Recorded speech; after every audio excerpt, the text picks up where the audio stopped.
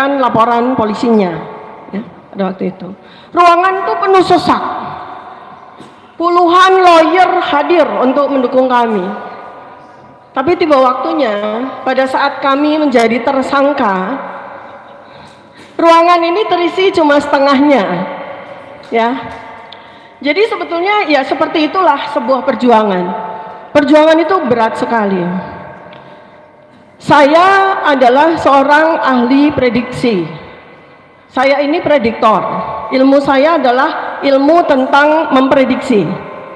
Jadi saya sudah sampaikan kepada para lawyers yang waktu itu mendampingi kami semua RRT mengenai apa yang bakal terjadi pada kasus ini. Saya sudah dari 6 bulan yang lalu sudah melakukan penghitungan secara kualitatif maupun secara kuantitatif. Karena saya epidemiolog, semua peristiwa bagi saya adalah angka matematika, saya hitung. Dan ternyata betul, ya. Betul bahwa setelah saya menjadi saksi, kemudian saya menjadi terlapor, kami kemudian sekarang menjadi tersangka, ya. Jadi itu adalah sesuatu yang sudah predictable. Kenapa saya bisa memasukkan hal tersebut? Kenapa saya bisa melakukan prediksi terhadap hal tersebut? Karena kita memasukkan variabel hukum di Indonesia yang sangat carut marut, yang sangat amburadul. Bahkan waktu itu Abangda Abraham Samad, sayang beliau belum hadir ya sampai dengan siang hari ini, padahal saya sangat ingin bertemu dengan beliau sekarang setelah 6 bulan kita sama-sama berjuang. Saya ingin katakan kepada beliau bahwa saya berterima kasih atas apa yang disampaikan oleh beliau. Di bulan April, Mei, ya, ketika saya masih sangat intens berdiskusi dengan beliau mengatakan begini, Dr. Tifa, situasi hukum di Indonesia itu 90% bobrok. 90% bermain uang. 90% hancur. Nah, itu yang saya masukkan di dalam perhitungan matematika saya. Maka ketika saya menerima surat dari Polda Metro Jaya tepat Jumat Barokah tanggal 7 November, dan itu angka sakti ya Bapak dan Ibu semuanya. Hari Jumat, hari yang disukai Allah Subhanahu wa taala, dan tanggal 7 adalah angka yang disukai Allah Subhanahu wa taala. Buat saya ini sakral. Ini adalah tanda. Ini adalah sebuah tanda pintu untuk membuka. Kalau rakyat Indonesia tidak bergerak semuanya, maka negara ini akan hancur luluh lantak. Ini yang harus dipahami semuanya. Hari Jumat, keputusan dari Polda Metro Jaya tanggal 7 November 2025 kami menjadi tersangka. Harap diingat baik-baik. Saya senang sekali dengan para jurnalis, YouTuber agar menyampaikan apa yang saya sampaikan hari ini. Ini adalah tanda-tanda langit. Ini adalah tanda-tanda alam. Kita sekarang memasuki perang besar. Perang besar. Rakyat biasa yang diwakili oleh kami berlima bersama para aktivis TPUA. Ini kami rakyat biasa. Kami tidak punya apa-apa. Yang kami lawan siapa? Mantan penguasa yang ternyata masih berkuasa, memiliki 11.000 triliun uang. Itu yang kami lawan. Artinya ini adalah pengulangan perang yang terjadi 200 tahun yang lalu. 1825 ketika seseorang rakyat maju perang dengan keyakinan bahwa dia kalah. Dia maju perang dengan keyakinan bahwa dia kalah. namanya Pangeran Diponegoro. 1825, tepat 200 tahun yang lalu. 5 tahun beliau berjuang, akhirnya wafat dalam kekalahan. Bapak dan Ibu semuanya, sekali lagi saya bukan orang yang pesimis, saya bukan orang yang optimis, saya orang yang realistis dan pragmatis. Saya bersama para kuasa hukum kami sudah mempelajari apa potensi yang kami hadapi pasca hari Kamis tanggal 13 November 2025 nanti dan seterusnya. Prediksi-prediksi masuk seperti yang sebagaimana tadi disampaikan oleh Ustadz Alfian Tanjung, sebagaimana juga yang sudah terjadi pada Pak Bambang Tri, sebagaimana yang terjadi pada Gus Nur, itu masuk semua dalam variabel penghitungan saya. Kenapa itu masuk? Karena ada 1, 2, dan 3. Saya ingatkan ya, ada 1, 2, dan 3. 1, fakta.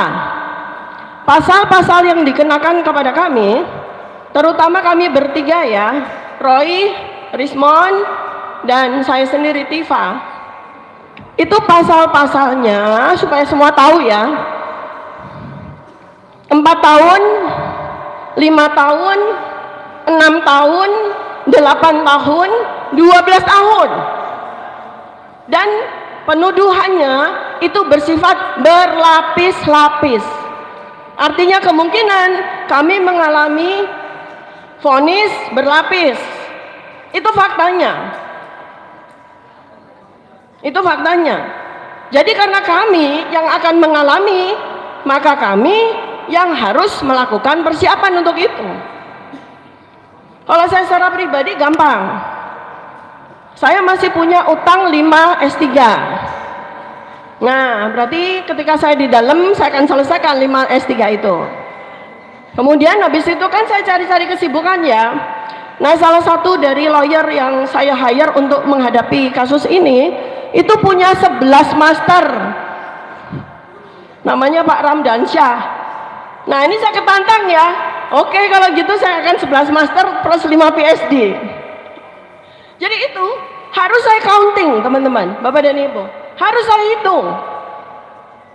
Alam pikiran saya kepada 200 tahun yang lalu. Apa sih yang terjadi pada Pangeran Diponegoro? Apa sih yang terjadi pada Cut Nyak-din di dalam tahanan? Apa sih yang terjadi pada Soekarno pada masa tahanan? Apa yang dia lakukan untuk bangsa ini? Artinya pesan saya kepada Bapak dan Ibu semua, penjara, tahanan itu tidak akan pernah bisa memenjarakan jiwa yang merdeka. Penjara, tahanan tidak akan pernah bisa membebaskan hati dan otak yang merdeka. Dan Jokowi tidak punya itu semua. Mengapa dia menggunakan pasal-pasal besar ini? Ini artinya apa Bapak Ibu? Ini artinya jurus dewa mabuk.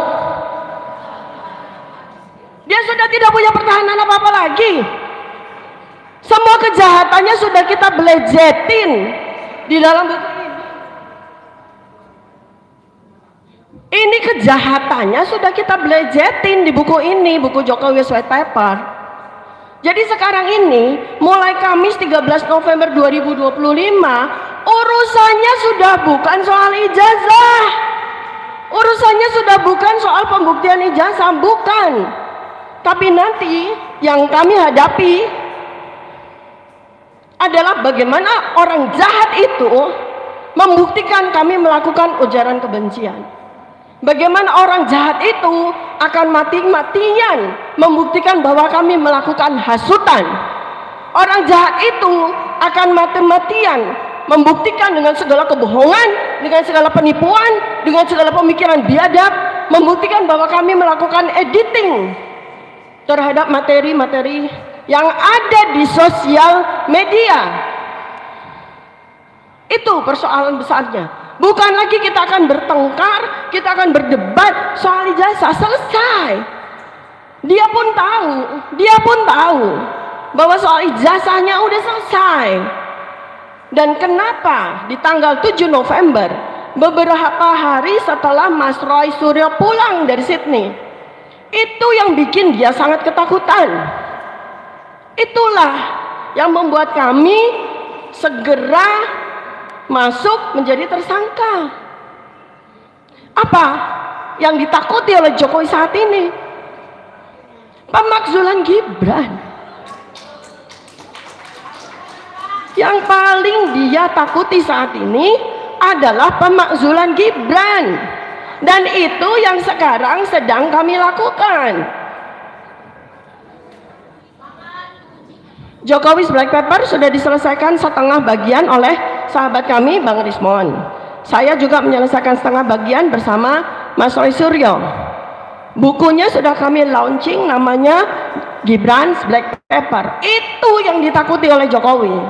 Itu yang ditakuti oleh begundal-begundalnya, itu yang ditakuti. Kenapa? Karena dengan Gibran's Black Paper, Gibran itu impeachable, layak dimakzulkan. Itu yang sudah tidak ada lagi. Maka mereka menahan kami, mereka akan memasukkan kami agar kami berhenti. Kami rencana bulan Desember 2025, bulan depan, saya, Mas Roy, sama Bang Rismon akan ke Singapura untuk melanjutkan penelitian kami, melengkapi apa yang kami tulis. Tapi begitu kami masuk sebagai tersangka, kami sudah dicekal, nggak bisa keluar negeri. Ya, dengan status tersangka kami nggak bisa keluar negeri. Itu sebetulnya salah dua dari alasan mereka. Jadi hal kedua yang ingin mereka hantam, yang ingin mereka cegah adalah bagaimana RT ini bisa dibungkam agar tidak melanjutkan penelitian kami terkait Gibran.